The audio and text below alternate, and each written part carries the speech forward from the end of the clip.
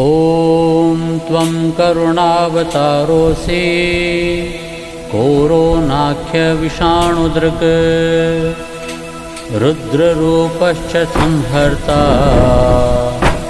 भक्तानामभयङ्करः मृत्युञ्जय महादेव कोरोनाख्याद्विषाणुतः मृत्योरपि महामृत्यो पाहि मां शरणागतम् मांसाहारात् समुत्पन्नान् जगत्संहारकारकात् करुणाख्याद्विषाणोर्मां रक्ष रक्ष महेश्वरः। चीनदेशे जनिं लब्ध्वा भूमो विश्वप्रसर्पतः